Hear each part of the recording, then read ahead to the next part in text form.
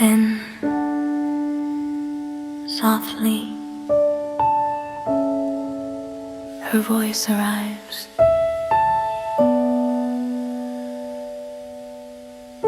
It's safe to rest. Her tone isn't convincing. It doesn't try to persuade you. It simply lands like a leaf drifting to the ground. You hear your mind react. Maybe there's a flicker of resistance, a tightening in your jaw, or a restless urge to shift your weight, or a familiar voice inside that says, "You haven't earned that yet." If you stop now, you'll fall behind. Rest is weakness. The sloth says nothing for a long moment. She just continues to be there, still unworried.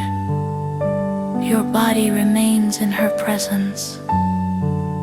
Then, slower this time, she repeats, "It's safe to rest."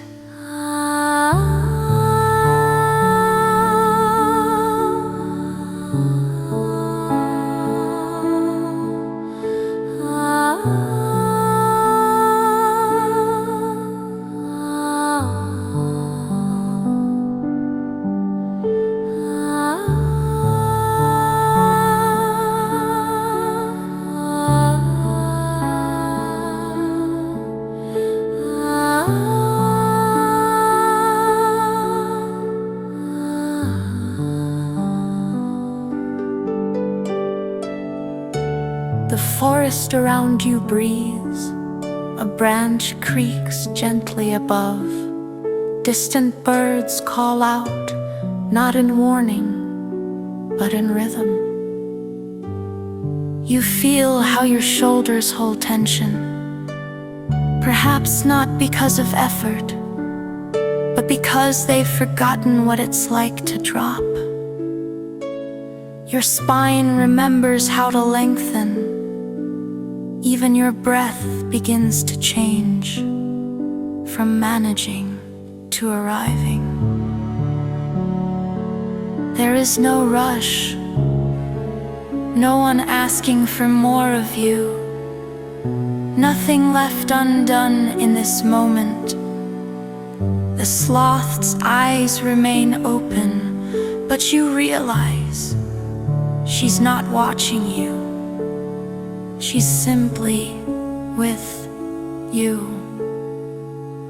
Then finally, she says it once more.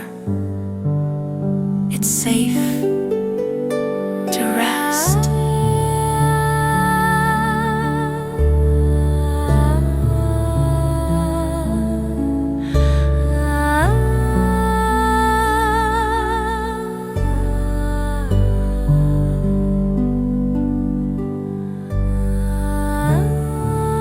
This time you feel it echo beneath thought.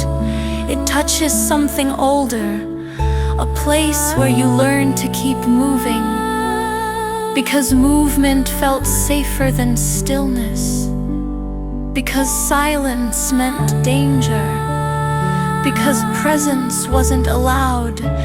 And yet, here you are, unmoving, safe, unshamed.